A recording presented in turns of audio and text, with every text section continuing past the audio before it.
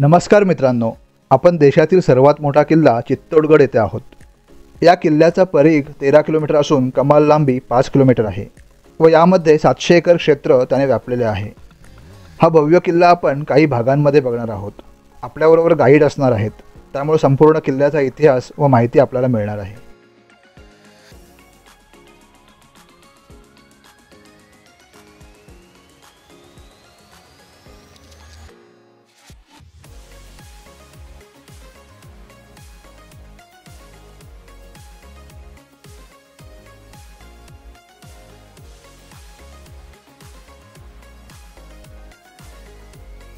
या ठिकाणावरून खाली चित्तोडगड शहर दिसत आहे। आपण किल्ल्यामध्ये 7 दरवाजे म्हणजेच पोल पार करून प्रवेश केला आहे।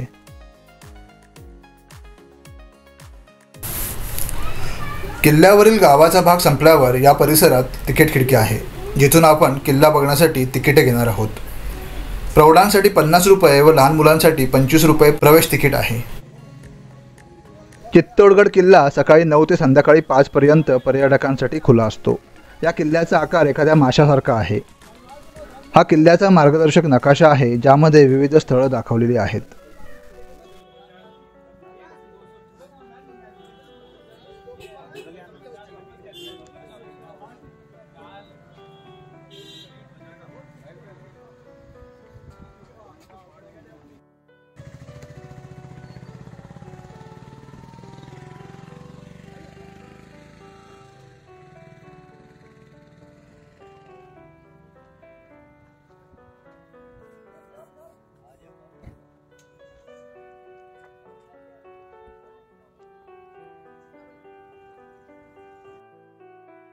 आता आपण किल्ला बघायला सुरुवात करणार आहोत।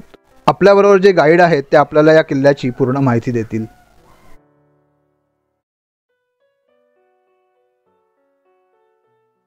किले की जो सर शुरुआत कर रहे हैं यहीं से कर रहे हैं। ये पूरा 13 किलोमीटर का राउंड है। 3 हिस्सों में डिवाइड है ये किला।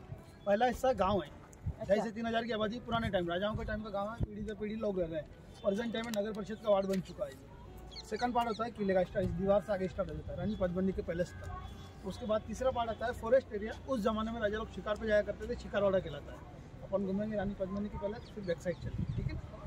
अभी आप शहर से 580 फुट की हाइट पे हैं। आने और जाने के लिए यही 7 गेट, यहीं से आना है, यहीं से जाना है। अच्छा। ये जो गेट बने हुए महाराणा कुंभा के कार्यकाल में बने, और ये बैक साइड होता था। इसका मेन जो फ्रंट गेट होता है वो उधर होता है। ये बैक होता था, फ्रंट उधर होता था। अच्छा। अब ये प्रेजेंट में फ्रंट हो गया, बैक वो हो गया। चित्तौड़गढ़ का नाम चित्तौड़गढ़ नहीं था, चित्रकूट हुआ करता था, मेवाड़ की राजधानी होता था। हाँ। किले का जो निर्माण कराया था 5वीं शताब्दी में मौर्य समाज के राजा चित्रांगद मौर्य द्वारा करवाया था। अच्छा। 8वीं शताब्दी में बप्पा रावल आए थे। ऐसे करके टोटल 52 राजाओं ने इस किले पर राज किया है। 30 बार इस किले पर आक्रमण हुए, जिसमें से 27 आक्रमण यहाँ के राजपूतों ने जीते हैं और 3 आक्रमण मुगलों ने जीते हैं। वो तीनों ही प्रमुख है। सबसे पहला हुआ है 1303 में अलाउद्दीन खिलजी का, दूसरा हुआ है 1535 में गुजरात के बहादुर शाह जफर का, और तीसरा हुआ है 1567 में अकबर के द्वारा। ये आक्रमण इतने बड़े और इतने विशाल थे कि इसमें सब कुछ तहस नहस है, मंदिर महल मूर्ति सब कुछ डैमेज। इसलिए चित्तौड़ के बारे में कहा गया, देखने में पत्थर है, सुनने में इतिहास है, ले जाने में मीराबाई और रानी पद्मिनी की यादें। चित्तौड़गढ़ को सीमेंट हब भी कहा गया था। पथरीला एरिया होने से 30 किलोमीटर के एरिया में 8 सीमेंट के प्लांट है, सभी ब्रांडेड। वंडर, लाभा, जेके, विक्रम, अल्ट्राटेक, न्यूको, सारे प्लांट यही है, ठीक है। ग्राउंड में दीवार देख रहे हैं कॉर्नर पे गोल, इसका नाम है नौलखा भंडार। राजाओं के जमाने में ये बैंक होता था, खजाना, हीरे मोती जवाहरात जो होते थे उसमें रहा करते। अच्छा। पहले खुला हुआ था, 1-2 हाथ से हो गए तो उसकी दीवार बना के पैक कर दिया। इसका नाम है नौलखा भंडार। किले के ऊपर जो खेती होता है शरीफा, सीताफल का खेती होता है हमारी। अच्छा। वो खाने में काम आता है, वेस्ट होने में कपड़े में यूज होता है। हर पॉइंट के बारे में आपको समझा दूंगा, आप विजिट करेंगे फिर नेक्स्ट पॉइंट पे चलते हैं। ठीक है, ओके, आइए, थैंक यू।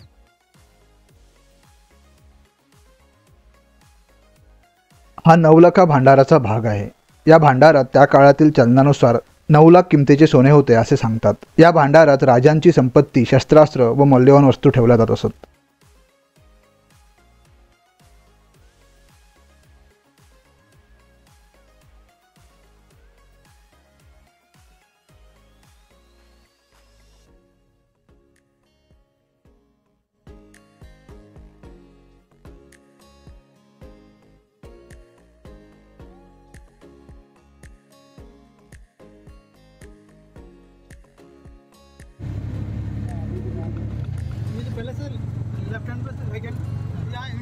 एंड साउंड का प्रोग्राम चलता है सर। अच्छा, तो अभी यहाँ बुकिंग होता है शाम को 7:30 से 8:30 बजे का प्रोग्राम होता है। अच्छा, जिसमें इलेजर लाइट जाएगा, इसके लिए का स्टोरी वगैरह बताया जाता है, अंदर स्टेडियम बना हुआ है। हा जो राणा कुंभा पॅलेस आहे, हा पॅलेस बाप्पा रावल यांनी इसवी सन 734 मध्ये बांधला होता. पुढे महाराणा कुंभा यांनी त्याची पुनर्बांधणी केली होती. या ठिकाणी उदयपूर शहराचे संस्थापक महाराणा उदयसिंगजी यांचा जन्म झाला होता.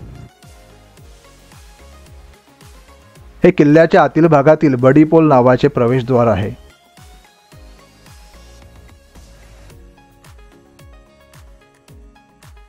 ये अंदर का गेट है क्या? 8वां गेट है क्या वो? हाँ, कौन सा? ये अभी बड़ी पोल जो है। नहीं, ये अंदर का, किले का अंदर का गेट। मेन जो गेट होता है 7 गेट होते हैं। अच्छा,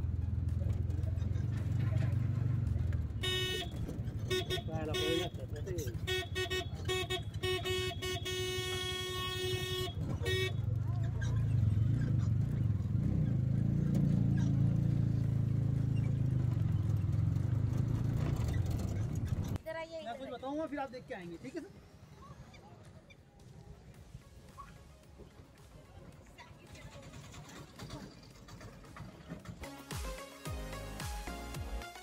आपण आता कुंभश्याम मंदिराच्या जवळ आलो आहोत. गाईड आपल्याला माहिती देतील. सामने जो आप देखेंगे 2 मंदिर है सर। पीछे वाला मंदिर मीराबाई का मंदिर के नाम से जाना जाता है। नाम सुना है मीराबाई का? मीराबाई, हाँ। रहने वाली होती है जोधपुर के पास मेड़ता के अंदर एक कुड़की गाँव। चित्तौड़ राजघराने की बहू होती है, महाराजा भोजराज की पत्नी है। तो क्या होता है सर, शादी के 10 साल बाद किसी बीमारी के कारण राजा भोजराज की मृत्यु हो जाती है, दांत हो जाती है। मीराबाई हो जाती है विधवा, पर विधवा रूप धारण नहीं करती, साधु संतों के साथ रहती है, कृष्ण की भक्ति में लीन रहती है। ये सारी चीज़ें उनके देवर होते हैं विक्रमादित्य, उन्हें पसंद नहीं होता, क्योंकि राजघराने की बहू जोगन रूप धारण कर रखा है, साधु संतों के साथ रह रही है। वो मीराबाई को काफ़ी समझाते हैं कि आप हमें अच्छा नहीं देता, शोभा नहीं देता, आप किसी से काम न करें, पर मीराबाई नहीं मानती। तो उनसे कहा जाता है आपकी भक्ति में कितनी शक्ति मैं देखना चाहता हूँ। सामने जो मंदिर है, वहाँ कृष्ण की मूर्ति के सामने मीराबाई भजन कीर्तन करती है, तो उन्हें जहर का प्याला दिया जाता है। वो कृष्ण को भोग लगा के खुद पी लेती है, वो अमृत बन जाता है। उससे कुछ नहीं होता तो फिर फूलों की टोकरी में सांप रखकर भेजा जाता है, वो हार का रूप ले लेता है, क्योंकि भक्ति में इतनी शक्ति होती है। ये सारी खबर मीराबाई के दादाजी दूधाराव जी को लगती है कि मेरी बेटी को यातनाएं दी जा रही है, तकलीफें दी जा रही है।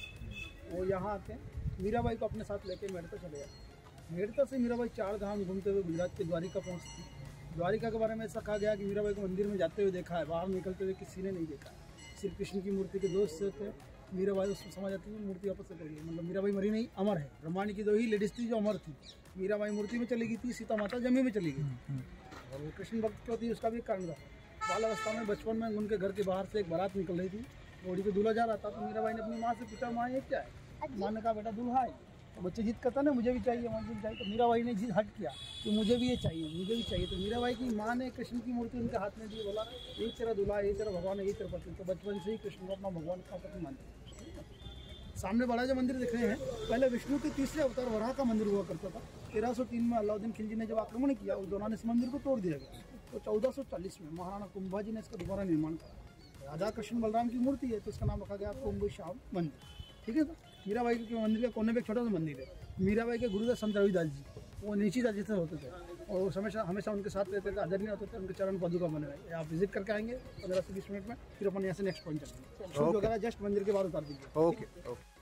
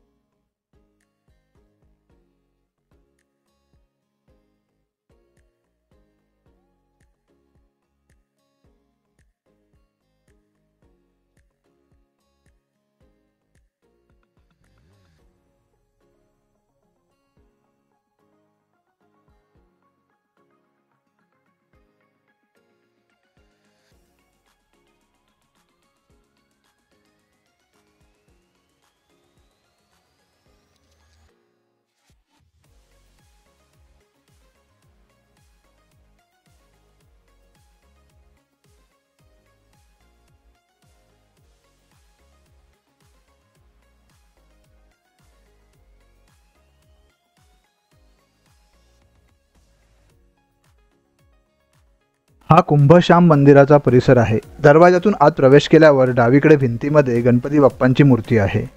कुंभश्याम मंदिर वराह अवतारातील भगवान विष्णूंना समर्पित आहे. या मंदिरामध्ये संत मीराबाई यांनी कृष्ण भक्तीमध्ये आपले जीवन व्यतीत केले होते. हे मंदिर 8व्या शतकात बांधलेले होते व नंतर महाराणा कुंभानी याची पुनर्बांधणी केली होती. व यात राधाकृष्ण बलराम यांच्या मूर्त्यांची स्थापना केली.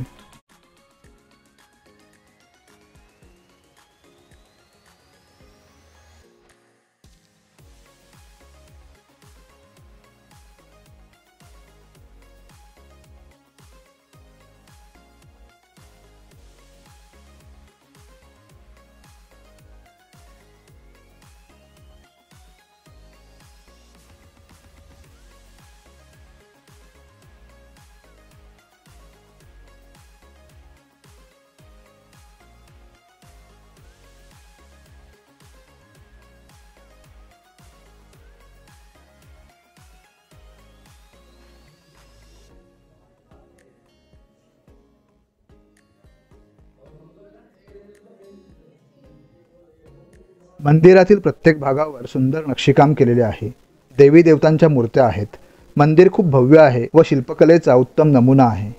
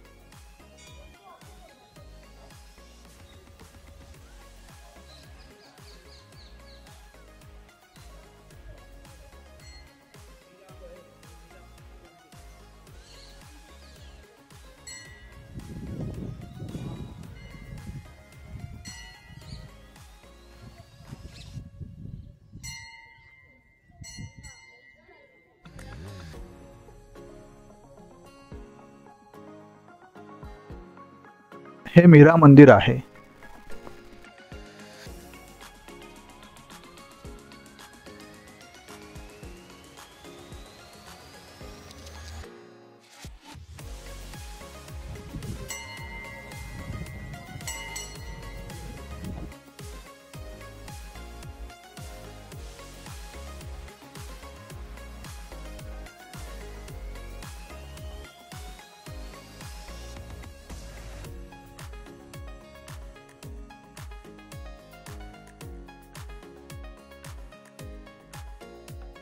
या मंदिरामध्ये श्रीकृष्ण भक्तीमध्ये लीन मीराबाईंची मूर्ती आहे.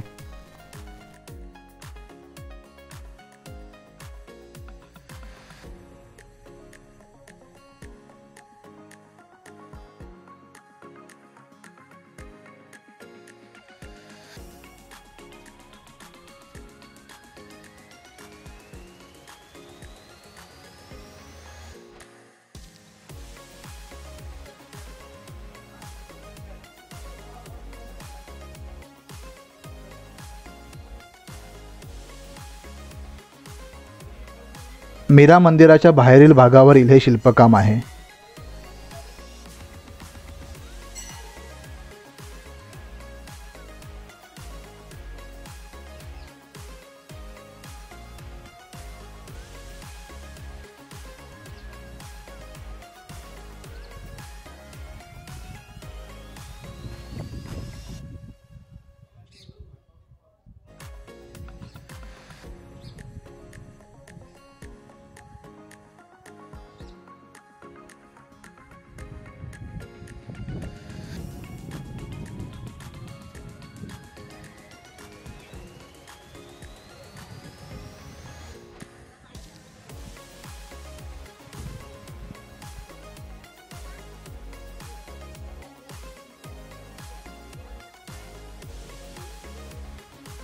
आता आपण हे कुंभश्याम मंदिराच्या बाहेरील भिंतींवरील शिल्पकाम बघत आहोत.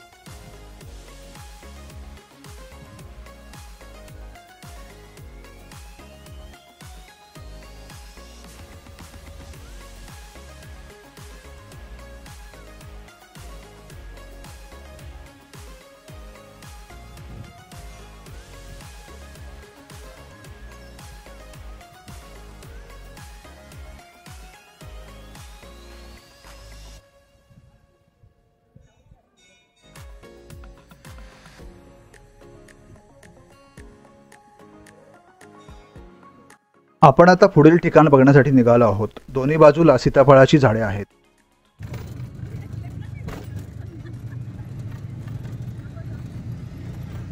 मेंटेन रखा बोल, मेंटेन रखा बोल, मेंटेन किया है सब. थोड़ा बहुत मेंटेन है, इतना नहीं है. ये विजय स्तंभ है ना.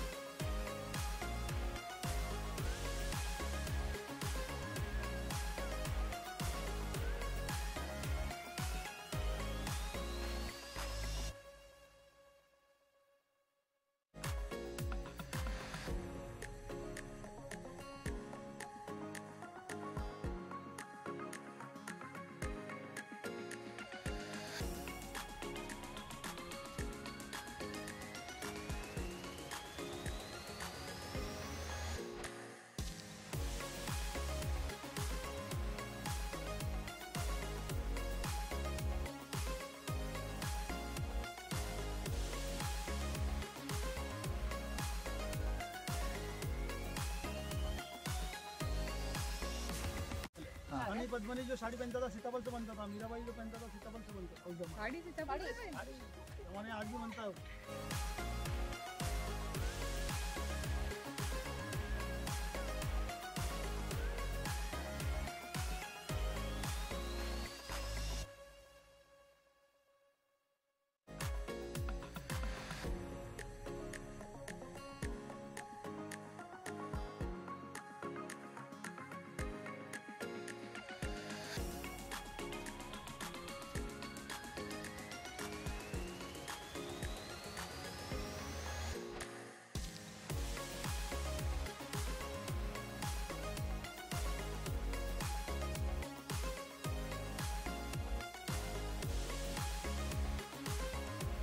आपण विजय स्तंभाच्या परिसरात आलो आहोत.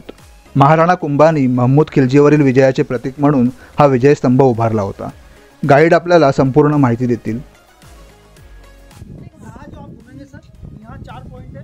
40 मिनट आपके पास यहाँ पर रहेंगे. अच्छा. फर्स्ट है विजय स्तंभ. हाँ. विजय स्तंभ महाराणा कुंभाजी द्वारा बनवाया गया है. गुजरात और मालवा एक साथ जीता था उन्होंने, उस वक्त में इसको बनाया. बनने में इसको 10 साल लगे थे. 1448 से 1458 में कंप्लीट हुआ. इसकी लागत उस जमाने में 22 फीट इसका हाइट है.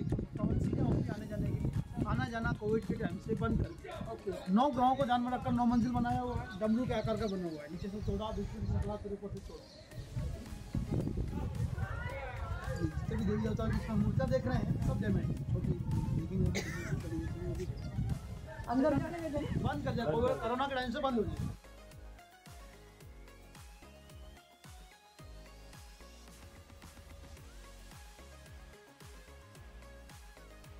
मित्रांनो, या भागात आपण चित्तोडगड किल्ल्यावरील नवलखा भांडार कुंभशामो मीराबाई मंदिर व विजयस्तंभ बघितले। पुढील भागात अजून ठिकाणे बघूयात। भेटूयात लवकरच। तोपर्यंत नमस्कार। चला देशाटनाला।